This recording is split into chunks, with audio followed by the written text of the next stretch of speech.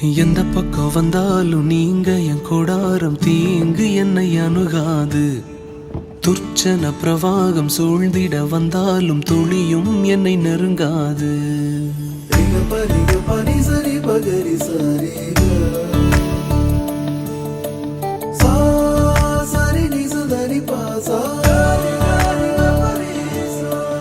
எந்த பக்கம் வந்தாலும் நீங்க என் கொடாரம் தீங்கு என்னை அணுகாது.